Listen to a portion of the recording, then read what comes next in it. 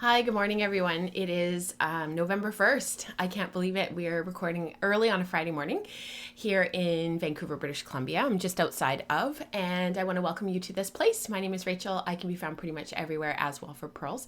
And I see we've got Mari in the chat, which is wonderful. Hi, Carmen. Good to see you. It's just lovely to see everybody. So thank you so much for being here. It is the morning after Halloween, and the kids were up quite late last night, and they were up super early this morning. So they were waking Mike and I up at 5:30. It's 7 a.m. now. To say it's going to be an interesting day is an understatement. So hopefully the kids are able to hang in there and aren't too tired as the day goes on. So I see we're just having a little bit of difficulty getting going on the live stream. The YouTube is a little bit delayed. So I'm just going to refresh and see if that kind of fixes it. And I've also lost my show notes. So I'm going to pull those up because our printer is on the fritz, which is not awesome. So hopefully you guys can see me. Oh, awesome. You can see me. And yeah, hop in the chat if you're watching and let me know you're here. And I'm just going to make sure everything's working over on Patreon. Want to make sure that that's working. Perfect. All right. We got everything going. So thank you so much for being here. Like I said, we're running on a little bit of less sleep than we normally are.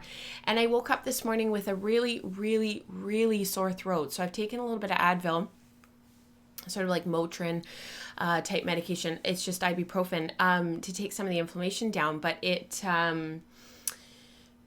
yeah, it's just really sore. Otherwise, I feel great, which is kind of funny. It's just like this, like one little spot of like really ouchiness. Is that a word? I don't even know if that's a word. Oh, I'm glad, Mari. Thank you so much. It wasn't working on my end. It was just showing that it was starting, but it wasn't actually showing the video. It only showed the intro video. So thank you so much for that. Good morning, Tessa. Good morning, Joanna. It's so good to see you guys here.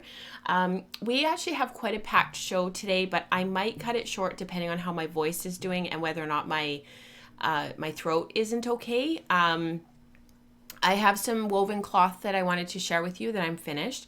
We have a breed and color study that is brought to us from Kai, who's a very active member of the Slack channel and the Ravelry group. He has a finished breed and color study from our MASM study, which was our study that we did last year, which is wonderful. And I wanted to share with you my work in progress, which is my Marie Chen by Isabel Kramer. And I had some finished yarn that I thought that I would share with you because although it's for our 51 yarn spin along in December, I've been playing around at the wheel and really having a lot of fun making this yarn. And so I thought that we could talk about it today. So, oh, Karma, I'm sorry to hear that you're sick as well. And Joanna's sick as well. Oh my goodness, you guys. I actually, fingers crossed, touch wood and blue. There's some blue in there. I feel fine. It's just my throat. So Nora's teacher just had really bad laryngitis. And so I'm just really hoping that that's not what this is. I don't think it is. I think it's just working nights. The air is cold. I've got a bit, whenever I start to get run down, my throat gets sore. So I'm hoping just some TLC this weekend and I'll be okay. Rebecca, that's amazing. Kids are plugged into the TV and I'm working on a post-Halloween detox shake. That's wonderful. I wonder what's in it. What's in it, Rebecca? Okay, so before we get into the show and before I run our intro and whatnot, I wanted to mention really quickly, right here, Breed and Color Studies. We had our launch last week. It was a week ago today, actually. These are our colors. This is the braid that has the brown that we added that we're studying this time round, along with a little bit of white. And we also, this is the hand-painted colorway that's like the control. That's been something that's worked really well for these studies, is having a control braid so that we can see what a sort of typical hand-painted piece of comb top would look like versus some changes that a dyer might make on fiber. So this time around we're studying brown, we're looking at organic Polworth, and we've got some white in here that was left. And so Katrina dyed this with using the colorways from the original colorway, from the hand painted colorway. And this is sort of typical of what you would see like at a fiber festival or a colorway that a dyer does really regularly, and then we change it around and we sort of compare and contrast and learn how color management and color management decisions differ and change. So for those who missed out on Friday a week ago and haven't sort of been around in the Slack channel or the Ravelry group, and sort of maybe you were away, maybe you were sick, whatever, there are a couple of sets left. So I've put the link in the show notes, and if you guys would like to check that out, you can. So yeah, I know there was a couple of people that were sort of on the fence and not sure if they were going to participate, but if you would like to participate, there are a couple sets left. Katrina and I feel like this time around we'll do a little bit of a reflection on Wool and Spinning Radio, like we always do at the end of this study, and talking about sort of what we learned, what we were looking for, what some of the things are that we might do differently next time. One of the things that's been a consistent theme with the breed and color studies has been supply. Not everybody wants to participate in the actual offerings that me and Katrina do, and that Katrina comes up with, and it's her brainchild in terms of the colors and how she interprets them and puts them onto fiber. But her and I have really struggled right from the get-go around how much to provide and how much supply to offer, so that she doesn't have a ton of inventory left over afterwards, but also doesn't completely burn herself out with a ton of the physical labor of dyeing and the shipping and all of that, and sort of trying to find that balance. And we feel like this time around for this study, for the first time, we sort of struck that balance, because there are a couple of sets left, and people who wanted to participate were able to participate, and that's really awesome. So because of those changes that we made based on your guys' feedback and learning, this is coming up. This is I was looking at it because I did a review on the blog of all of our previous breed and color studies and just did like a reflection. And this is like our 8th study or our 7th study. We're getting up there. So we're going to hit double digits pretty soon, which is amazing. So thank you to everybody who supported Katrina by getting the fiber. And to those of you who have organic Polworth in your stash, please stash dive and participate. Like, you are welcome. So come on board, jump on the Ravelry group. If you're interested in becoming a patron, if you want to hop into the Slack channel, all the tiers are broken down. If you look at Patreon on a desktop, the tiers are broken down on the right hand side, and you can see sort of what the different tiers are and what the rewards are. But the Slack channel is where a lot of this chitter chatter happens, because people share their progress and sort of troubleshoot and share what they're wondering about. So please come and join us. Oh, you haven't decided about your shake yet, Rebecca? You haven't decided yet? Definitely kale, since I have some. That's awesome. All right, I'm going to do the intro, and then we'll chat about Kai's breed and color study. So let's get into it.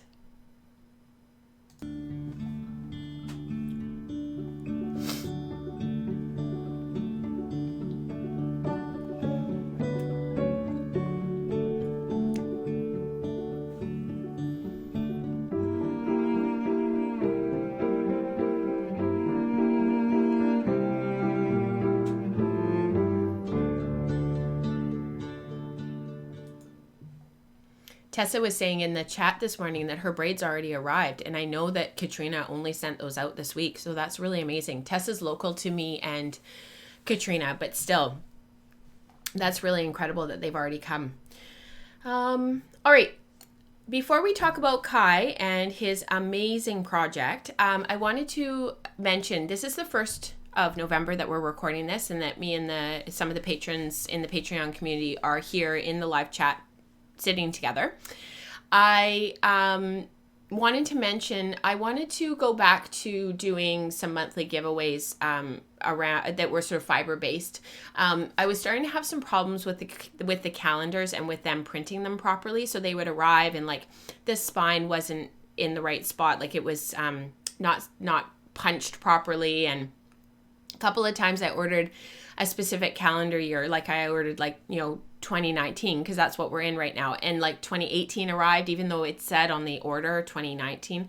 Anyways, I really wanted to go back to doing some fiber giveaways. So I'm going to pull out my drum carder this week, and I'm going to make up some little packs of like some nests and some blended fibers, and we'll put some texture in there, and I'm just going to have fun and create some stuff. So if you would like to participate in some giveaways, I will show them next show. We will do the draws the first show of the month.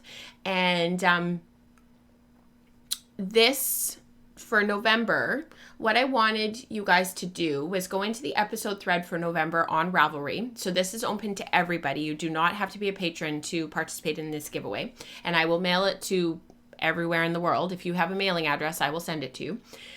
So what I wanted to know was, please tell us what you find the hardest about making.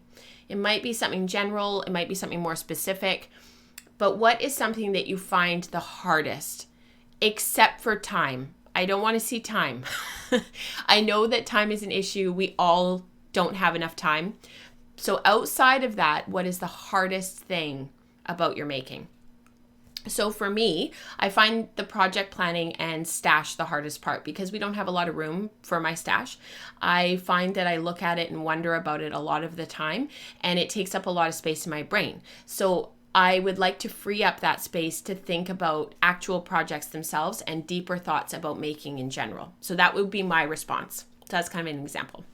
So I'll make the episode thread today in Ravelry. If somebody is really super motivated and wants to go over there right now while they're in the live stream and do that, you can absolutely do that and pop in with your response.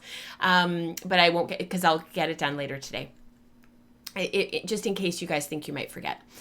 All right. So I think, oh, hi Maggie. Good to see you. Hi Wendy. Oh, you have a conference call. I hope you're able to watch while you're on your conference call. All right, so this is Breed and Color Studies. Our MASM study was, somebody in the live chat, do you guys mind having a quick look and remembering what, was our MASM study last winter? I think it was, in the fall. See, I don't dye, because I don't do the actual dyeing and the handling and the shipping. Like if I ask Katrina, she's on it. She just knows. Oh yeah, that was our April study, that was our October study of this year, and she knows exactly. I just don't have it at my fingertips like that, and I'm finding they're not blending together per se. It's just hard to keep track of what the dates were. I know our fin was before this one, but so this was our MASM study. It was on combed top. Our MASM study, we were looking at black and we were looking at white. So there were 3 braids. There was a control braid, just like we have with our Polworth. And then there was a braid that was the colorway, but broken up by black, and then a colorway broken up by white. So 3 very distinct braids. The conclusions at the end of the study was, by many of us, was that the braid with the white in it and the braid with that was the control were actually quite similar. And if you striped them and knit them one stripe of one stripe of the other, it'd actually be very difficult to see which one, that there were 2 different yarns there. But the black was really different. And I think this photo actually really shows that. The black was much darker. It was very moody. Depending on how many strands, how many singles you had and how it was spun, you lost a lot of the yellow and the blue. It made this really beautiful masculine skein.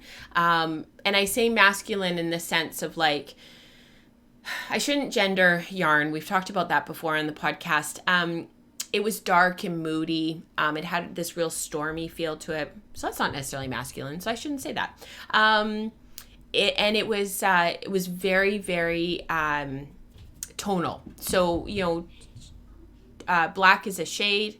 And it made the yarn just overall very, very dark. So if you were going to take a photo of the black skein next to the hand painted colorway and then turn it into black and white, the dark skein would come up as very, very, very dark gray and black, which is really cool because it gives you a lot of contrast, gave a lot of interest to a lot of the projects that people made.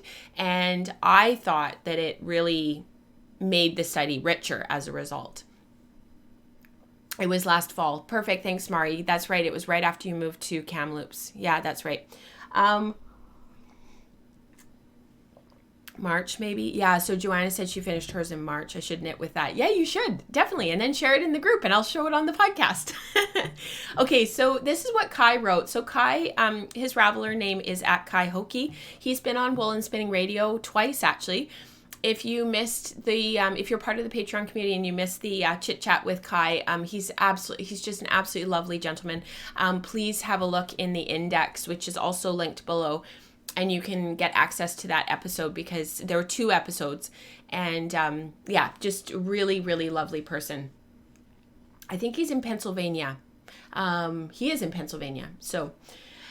I love the diversity of our community in terms of where people are. Like, it's just, we've got people in all over the world. It's just, actually, when you look at it, when you scroll through and you sort of start to think about where people are, it's really quite amazing. If you look at the introductions thread in the Ravelry group, and you look at where people are, a lot of people are in North America, and there are a lot of people in the UK, but when you start to look outside of that, like, we've got tons of people in like Finland and Denmark. There's a couple people in Iceland, Slovakia, Estonia, Spain, France, Germany, Austria. Like, it's just, we've got some people from South Africa, quite a number from Australia, New Zealand. There's someone from Tasmania, a couple people from Asia, which is really amazing. Where else? South America, Chile, Santiago. Yeah, it's just awesome. Awesome. I just love it. Okay, so this is what Kai said. It is so fun to see how much the Weavers community is growing at Wool and Spinning Slack channel. It's true. So we started on a whim. Me and Erica and Eve started a hashtag weaving channel for the Slack channel, and it's just grown. I'm actually really quite shocked at just the... It's a very, very active channel, and people are really helping each other because there's some more experienced weavers, but there's also some weavers that are learning, like myself and Kai. It's been really, really supportive, so thank you so much. I'm finally done with my Masson project and wanted to share the outcome. It was definitely a teaching project. I learned that drafts and the fabric they make are directly related. Duh. I love that. I love it when we can laugh at ourselves. I learned that when you think you will be doing balanced weave and in reality end up doing 16 picks per inch versus 8 picks per inch, you will only use half of the warp you thought you would. Bummer. I learned that not every draft lends itself to making a scarf. And I also learned that when you thought you will be making a 65-inch long scarf and instead get a 40-inch one, you call it a runner. Love the outcome, love the color and texture. I think the draft would make a great rug as well.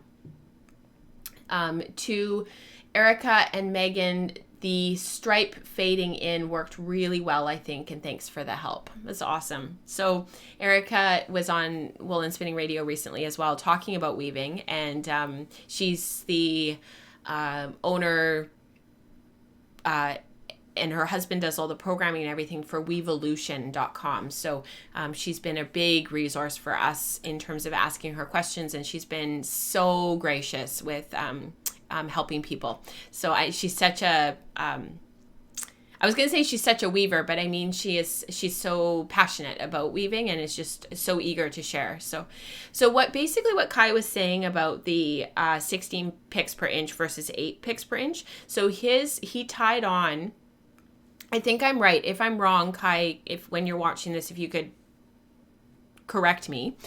Basically what he did was he tied on and slayed his reed, because he has a floor loom.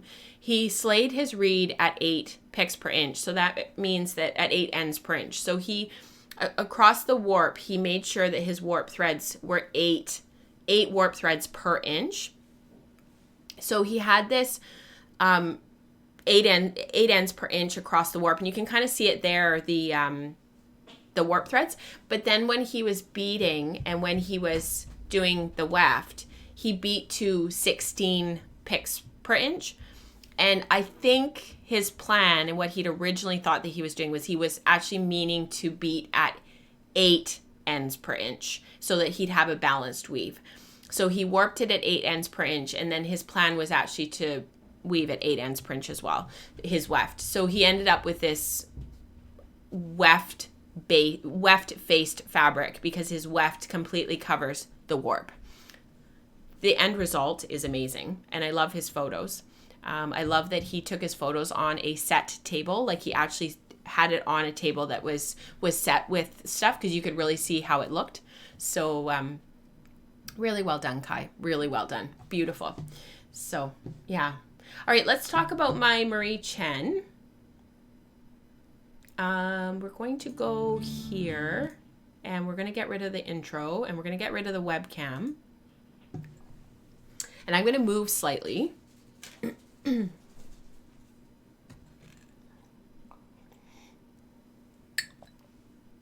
Oh, good morning, Diane. Good to see you. Yeah, you're right, Diane. Just super gorgeous. So I finished the body and the button bands and the neck of my Marie Chen. So I have to bring Diana in close. I was actually saying to my mom the other day, we were talking about sewing and handmade wardrobe and capsule wardrobe and everything, because of course that's been a big focus of mine this fall on the wool stream.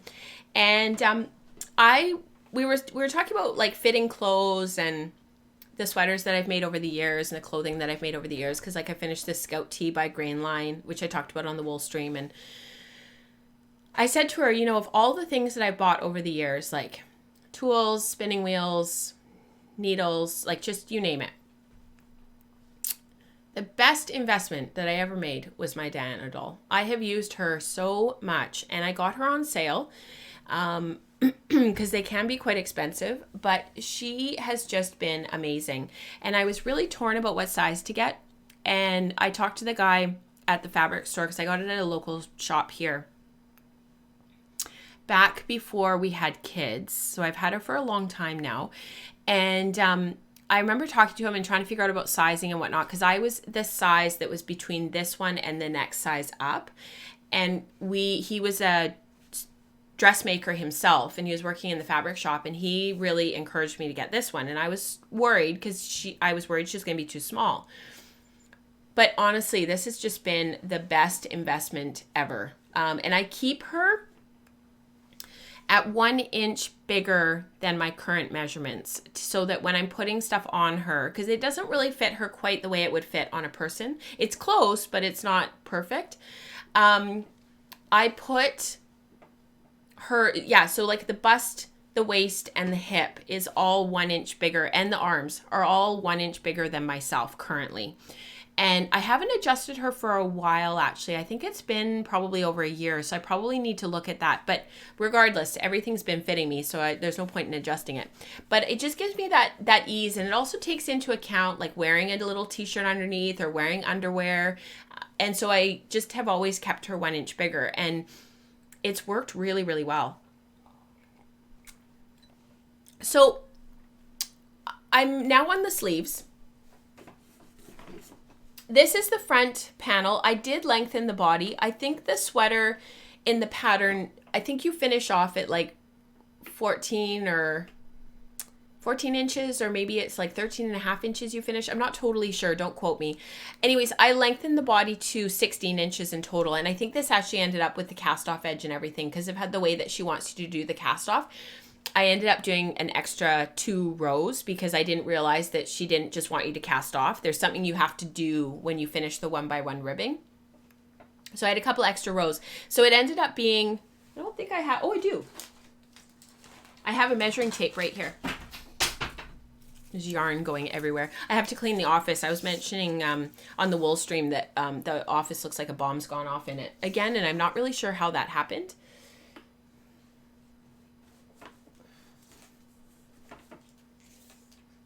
Yeah, so it's exactly 16 inches long. And when I wash it and block it, it'll be a little bit longer. So the texture is just incredible. I think somebody, Diane just said the texture is scrumptious. So this is moss stitch.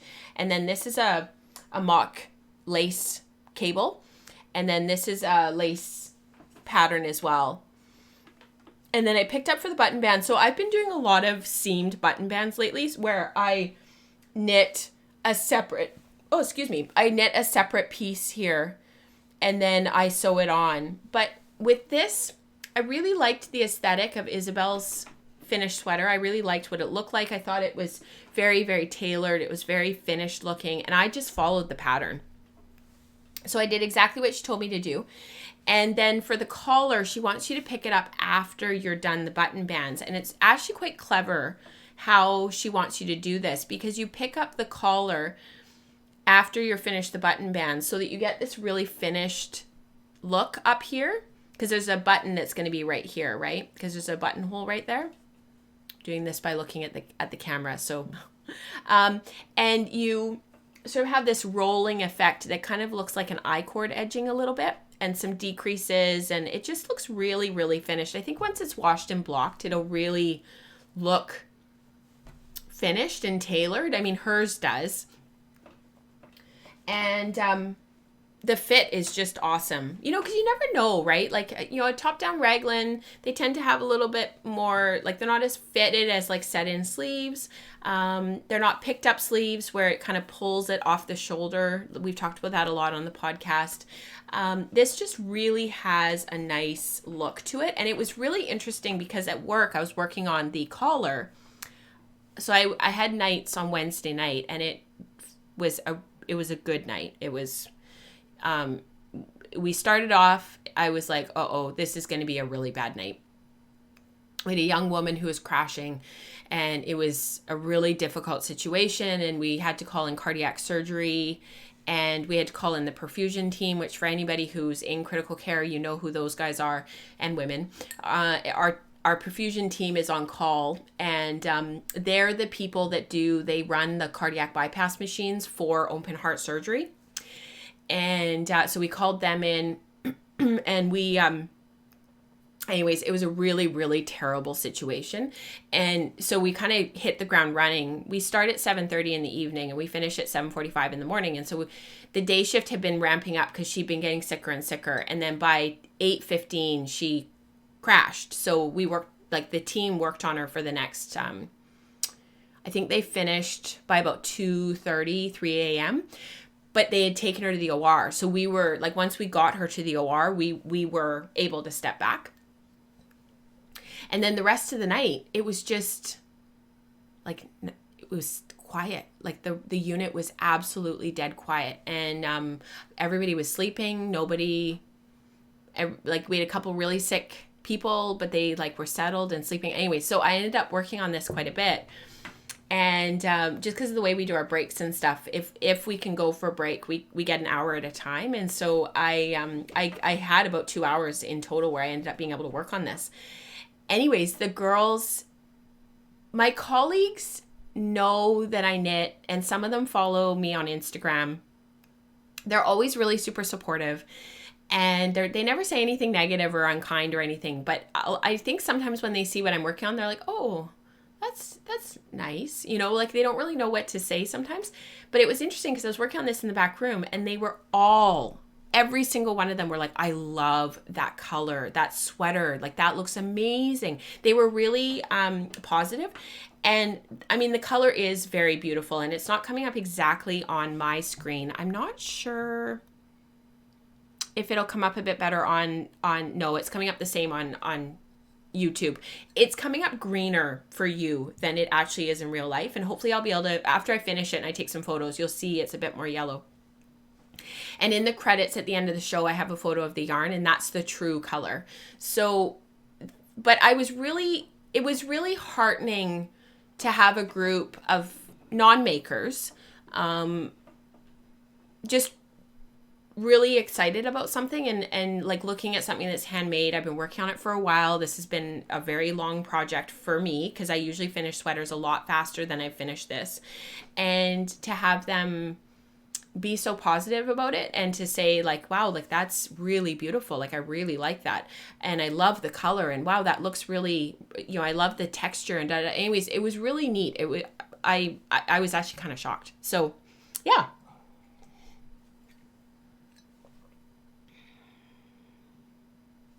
Oh, that's an interesting question, Diane. So does the moss stitch make the side or the front panel more stable, for lack of a better word? I'm not sure it makes it more stable or gives the fabric any more structure per se. But I will say that because my handspun, this was Clun Forest, and it was handspun that I did through the summer. I started it on a whim when my dad got sick, as just sort of something to zone out and spin at the wheel and just completely just allow it to become whatever. It had been in my stash so long that emotionally I had no attachment to it anymore, and it ended up being some of my most favorite yarn that I've ever made in my entire life. But because of the downy nature of the clun, and it had been in my stash for quite a while, and the bats had been sitting for a while, so they become a little bit compressed. So when I stripped the bats down and pre-drafted all the fiber, there were some sections where when I was drafting, and because I was doing it sort of semi-woolen, it was from a woolen prep, and then I spun it short backward, but I didn't smooth the singles. I just, pulled back, let go, pinch, pull back, let go, pinch, pull back. So it was very, very fast. There were some sections where the yarn basically the entire skein of every skein is a little bit inconsistent. So there's these areas where there's almost like this, I don't know how to describe it. I have my ball of yarn right here, so maybe I'll try and show you in the camera. But there's these sections of the yarn that are almost kind of, I don't know how to describe it. They're almost kind of like these little fuzzy sections that are a little bit more, there's absolutely no stitch definition. Like there's no definition in the actual strands of yarn. And it's like sections like that, and then you get like a little bit more tighter spun, and you can see the individual strands, and then you get like sections like this that are almost chalky in nature. And because of that, when you look at the stockinette at the back, when you really look at it closely, the stitches aren't super even. Some of them are a little bit like thicker sections, some are a little bit thinner, which I think actually will wash out, because if I soak it for a while and all of that water goes into the yarn, I think it'll sort of even it out. And it's not noticeable to the untrained eye. It's just us who know what we're looking for when we're looking at these types of yarns. I see it in my Suffolk socks, and again, it washed out. So I think the thing is that a lot of that is invisible in the moss stitch, whereas in the stockinette stitch you can see it. I wouldn't have wanted to do the whole sweater in moss stitch, partly just because of time and labor. Moss stitch just takes longer, but on the other hand, it hides a lot. And being at the front of the sweater, that's actually kind of nice. So yeah, does that make sense? Oh, hi San. I'm so glad you're here. You just got home from work. That's awesome. Pre-bloomed. Yeah. I'm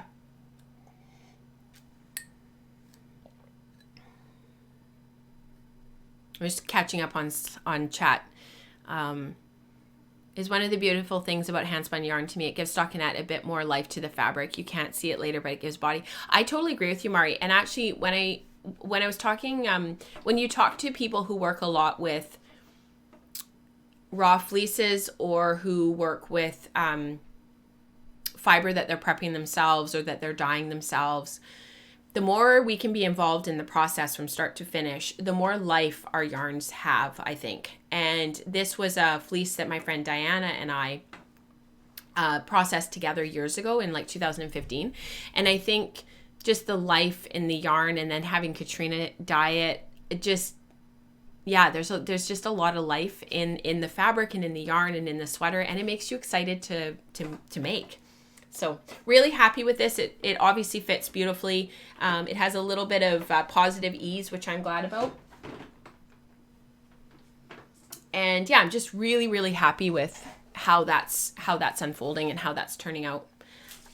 I highly recommend the pattern. I really like Isabel's aesthetic anyways, but this pattern has been really, really beautifully written. The charts are very clear. There's a chart for every size. So when you get to the end of the pattern, if you don't print it out, you need to look at each chart so that you know exactly which one you're following for your size, because she adjusts the stitch count for all of this at the front depending on your size.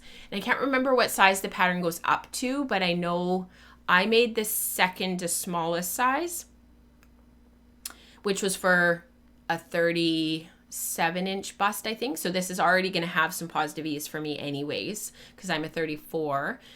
And I'm just looking at the cardigan in the background in my video. And I think what she does is she adds stitches in the moss stitch, but she also adds stitches at the front. And there's more space between the cabling and stuff. So it's very clever how she does it.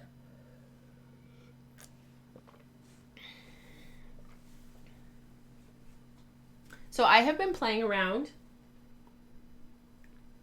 on my wheel because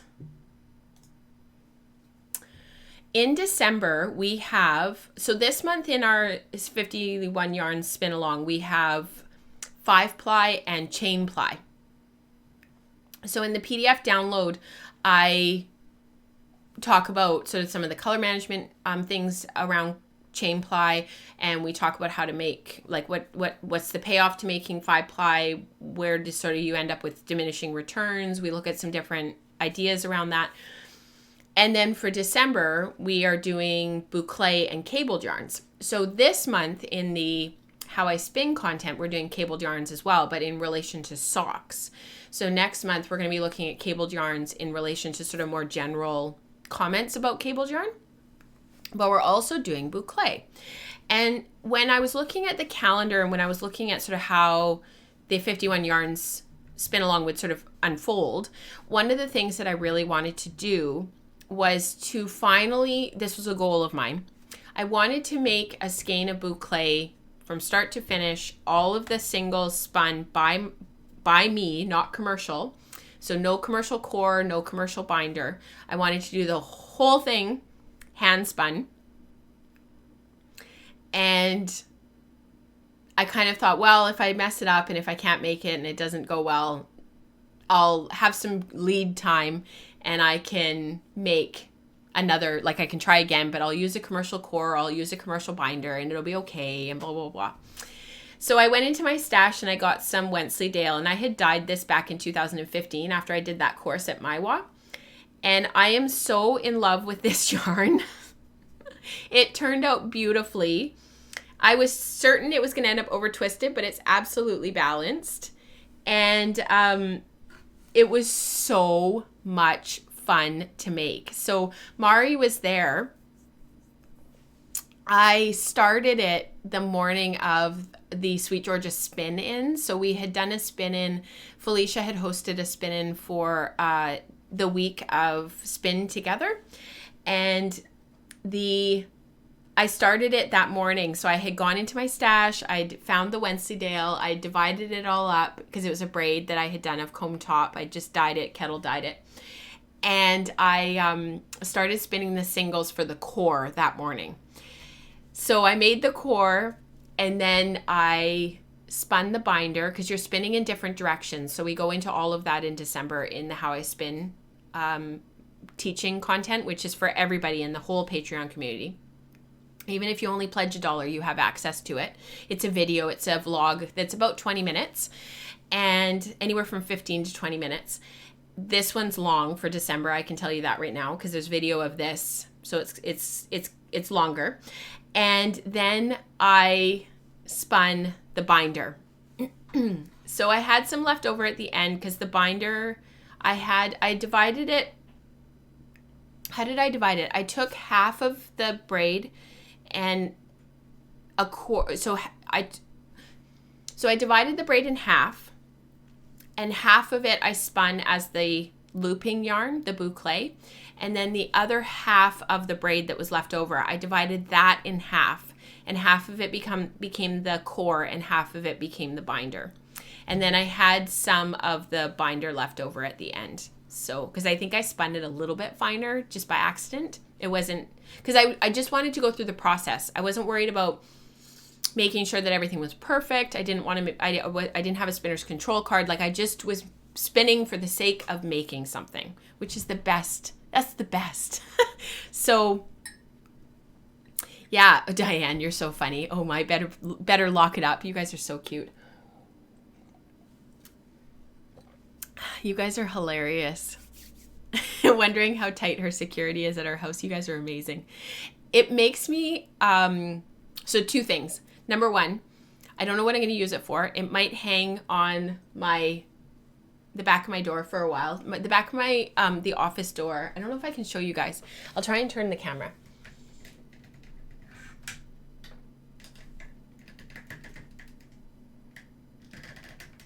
They're like my special yarns that I make for the, and they kind of just hang there and sit there for a while so that I can sort of look at them and make some decisions around what I'm going to use them for.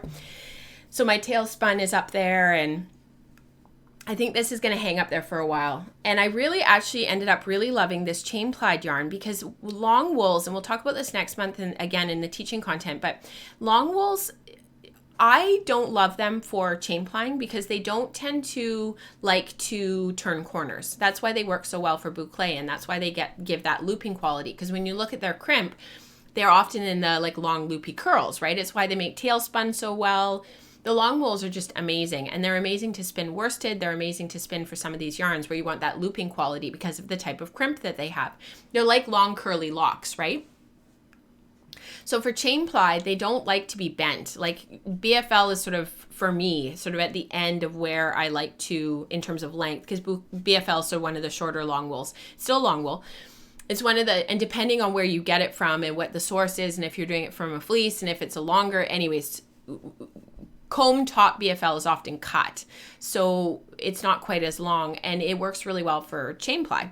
But Wensleydale, and this was a really, really nice comb top, the staple was quite long. So when I combed it to figure out what the different lengths were, there was as long as 12 inches in there. So it's pretty long, and it doesn't like to bend. But what has ended up kind of happening with this chain ply, you can see how it just ended up really, there's a lot of loft in this. Like it ended up being really quite lofty. And I don't know, it's not compacted. It still looks worsted spun, but it's got this really beautiful halo. I don't know, this just turned out absolutely beautiful. But then at the knots where the looping, I'll see if I can find one. You see how they don't, you see how it doesn't like to, can you see that? You see how it doesn't want to lock down? It like loops. That's why the long wools aren't great for chain ply. But if you're okay with that, and when you're knitting with it, if you hold it under a bit more tension, you might have a little bit of a halo there, but like it's not that big a deal. But this just turned out beautifully. Would I want an entire skein of Wensleydale chain plied for something where the stitch definition, like where the stitches are really smooth and where you want a lot of stitch definition? Probably not. Because like, look at that one. I mean, you could add a bit more twist, but this yarn just has such a lovely twist angle, and it hangs really beautifully. It's got a lot of drape.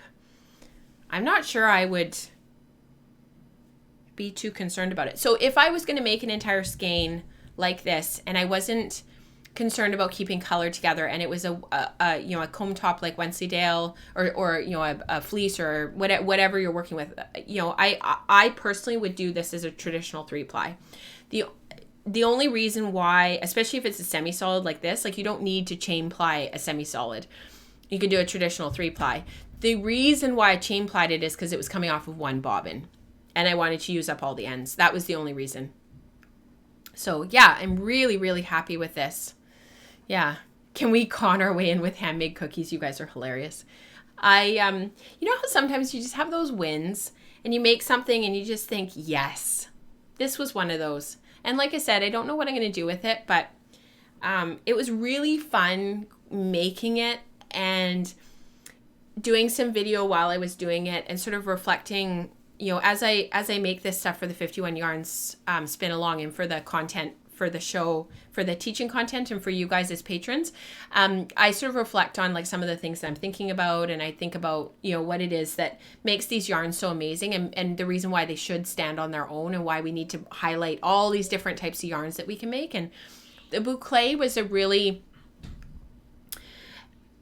got me thinking about textured yarns and how improved we are as spinners when we make these textured yarns, even if we don't have a plan for them. And Imoni and I had talked about that. She's Hopkins Fiber Studio on Instagram. She was on Wool and Spinning Radio last month as like a bonus episode. And if you have a chance to listen to that, it was so inspiring. But she makes a lot of textured yarns, and it really drove home for me the importance of making a variety of yarns. So it made me feel really excited to make this, and the results speak for themselves. So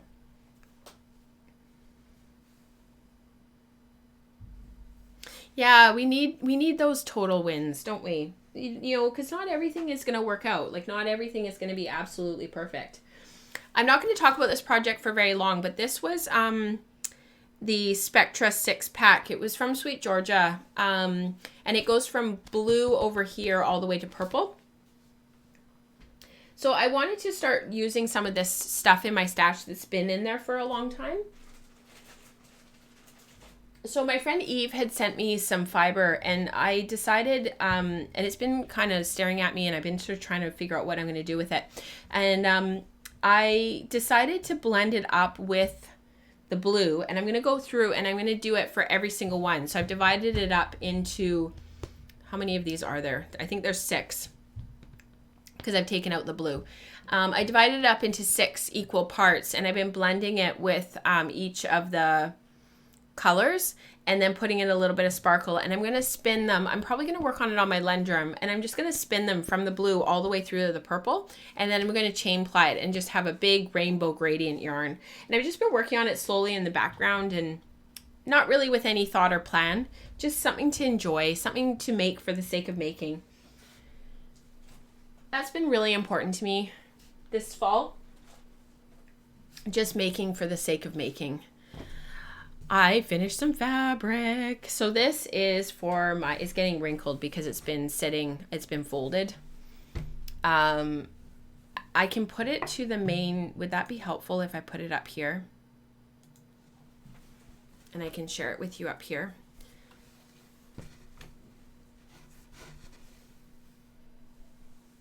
So this is 2/8 cotton. I've got it held double right now, so it's quite long. It's about 72 inches worth of fabric. And I wove it at 18 ends per inch, 18 picks per inch. It is hot in here, holy smokes. I'm not sure why. It just, like, I've got the fan going, but it's just really hot in here. So this was, this is Cotylin in here, so a linen cotton blend. And then the colors are 100% cotton. And then the weft, which are the threads that go across the fabric, was all Cotylin. So that's why you get that muted color with the colors, with the striping, because you've got the natural Cotylin, because it's undyed. This is a natural, just natural Cotylin going across the color and muting it. And my original plan with this, I talked about this quite extensively on the wool stream for my capsule wardrobe, was to make a scout tee, and that's why that was back here. This was my wearable muslin. But I'm not sure that I'm going to do that anymore, and I'm going to talk about it more next week on the wool stream. I need to formulate my thoughts a bit more around it and around sort of what it is that I want to do and what I want to make. The fabric is, it's not thick, but it's not super loose. It's sort of tea towel, light tea towel quality. It has nice drape. The other part of it is I'm not really sure I want to cut into it right now and take on a big project right now when we're sort of on the cusp of Christmas. And my mom and I have been thinking, I've got some twill in my stash that would look amazing in the Wixton Haori jacket. And so I've been thinking about maybe putting this on hold and working on that. So I'm going to talk about that a little bit more in the wool stream. But yeah, I'm really happy with how this turned out. It's already washed and shrunk. I'm really happy with how my selvages turned out. They were really great. It was really easy to weave. I did not use a temple. I just wove. I used a lot of the tips that Jane Stafford gives in the online guild. But I just you know what I did? So I was talking to my friend Katrina because she just got a floor loom and a friend of ours is lending it to her, which is just amazing. What I did was, because everybody wants to tell you how to get perfect selvages, right? Like everybody has their opinion, everybody has their thing. So when Jane Stafford was talking in the first season about how to make good selvages and whatnot, I watched her and how she was weaving and what it was that she was doing. Because once she throws the shuttle a couple of times, she goes into autopilot and she weaves the way that she would weave if she didn't have the camera on her. It's not the first couple. You have to keep watching her. So I just started doing what she did. I just mimicked her body movements. And I so far have been really happy with the results and with my selvages. So watch people and try to mimic their movements if you like what you're seeing, if you like their results, because often they're doing something that they don't even know they're doing, that they can't even really teach. Because one of the things that she does, other than throwing the shuttle the exact same way, whether she throws with her left hand or her right hand, she throws it exactly the same way. She controls the speed of the shuttle with her thumb. And the other thing is she holds it out slightly from the fabric to create that 45-degree angle. And by keeping it the same tension on every side, every single throw, she's creating that consistent tension on either side of the warp. And that gives her her beautiful selvages so that she doesn't have to micromanage her selvages at all. So unless my shuttle gets caught or stuck, like if it doesn't unwind properly, if you can create that even tension and not micromanage your selvages, I think you'll have good results. So almost makes me want to be a weaver. One day, Diane, we'll get you there. Hi, Kelly. Good to see you here. Yeah, so I know that's one of the reasons why people like to watch people spinning who are more experienced spinners, because you kind of, you teach it and you say what you're doing and you talk about why, and you can show samples of like spinner's control cards with the singles and what your twists per inch were and blah, blah, blah, blah. But unless you actually sit there and watch them, like on video, which is why I include video of how I'm spinning on the teaching content, it's hard for somebody to get across exactly what they're doing when they're not thinking about it. And we all have our thing that we fall into in terms of our autopilot things that we don't even know we're doing, and it's hard to teach that. You can see it and you can watch it, but if you don't have a chance to actually sit there and see it and watch it, it's pretty hard to there's a word that I'm looking for. It's pretty hard to get that across. So that's why the teaching content videos and having the camera right on my hands is important. I was watching Liz Gibson weave and I was able to angle the weft better on rigid heddle. Yeah, it's exactly the same thing, Rebecca. That absolutely. So, and the rigid heddle is a little bit more challenging because, and of course your selvages with a fully woolen, like with a fully wool warp is going to be a little bit different in terms of how you manage it versus like a cotton warp like this. But what I found frustrating about the rigid heddle, and I would like to go back and do some weaving now, knowing what I know now on the rigid heddle to sort of see how that would change. Because you have to put your shuttle stick or your shuttle down every single time so that you can I think it's a little bit more difficult to manage your selvages. And so you have to, in hindsight, when I was weaving on my rigid heddle and I got really good selvages, it's because I was doing the exact same thing every time, regardless of whether I was on the right or the left side. Does that make sense? So the more I learn about something, weaving in this case, the more I realize there is to learn. Oh my goodness, Kelly, you're absolutely right. Yeah. There's just no end. There's no end. Like the boucle, for example, I did a couple of samples. I did that bigger skein, and I've made boucle in the past. It's not like I haven't made it before. But I think when you're looking at this stuff and you're coming back to it all the time and you're looking, where can I improve? Where can I learn? What's something that I could do this time that I didn't do last time? Change up your fiber, change up your prep, change up the blend, change your drafting, change how much ply twist you're putting in, change how much twist you're putting into your original singles. It all affects it.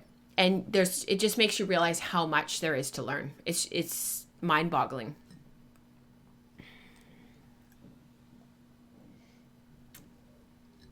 I think you're right, Rebecca. I think there's way more going on in our hands when we're making than we sometimes realize. It's really easy to rely on tools, and it's really easy to buy the next latest, greatest thing, because we all have fallen into that. And I think sometimes it's just putting in the practice time. You know, we talk about that all the time. You can't become a really great spinner if you're not spinning. You can't become a really great knitter if you're not knitting. You can't push yourself to that next level if you're not challenging yourself with that next pattern. It's all part of it, right? It's one of the things why I really encourage people to try to include spinning textured yarns in their repertoire, because they really do make you a better spinner. You have to control the twist a lot more. You have to speed up and slow down. You've got to use different ratios. You have to change your treadling. You really have to be quite engaged at the wheel. And I think that's really where you'll see your skill as a spinner just skyrocket, you know? All right. I feel like I'm losing my voice, so I will say goodbye, and I hope you guys have an amazing weekend. Don't forget to enter the giveaway on the Ravelry thread, on the November episode thread. And I hope you guys have a wonderful weekend. We've had this beautiful sunny weather here, but it's been cold, cold, cold. So I've been wearing all the woolens and all the knitwear. It's been lovely. And I hope you guys are just doing really, really well and making lots of stuff. Thank you so much to those who are here this morning. We've been playing around with the times, and we've been playing around with what works, what doesn't work. So for those who, by the end of November, will have done the podcast at several different times. So if you guys can let me know what works and what doesn't work, sometimes that I maybe haven't even suggested or offered, that would be really, really great. There is, chain plying. I still can't make sense of chain plying. I have a video on how to chain ply, Rebecca, that's in the archives. It's on YouTube in the videos. Like if you search chain plying, and it's there. And hopefully that helps. All right. Yeah. Thank you, Karma. I'm going to go get some more tea and just keep nursing it to get better. I feel fine. It just is sore. So have an amazing couple weeks. If you are part of the wool stream, I will talk to you next on Tuesday. I don't think we have any major housekeeping. I told you guys about the index. It's linked below. There are links in there that are for everybody. You don't only have to be a patron for all of the links. The majority are for the Patreon community, but there are some in there that are for everyone. So if you're interested in seeing more of the behind the scenes stuff that happens at Wool and Spinning, please click over there. Ebooks, book orders, that's always available. And then the How I Spin content and the 51 Yarns content is all linked below. So if you're interested in some of the stuff that we talked about today, please click on over there. All right. Have an amazing weekend. I'll talk to you guys soon. Bye.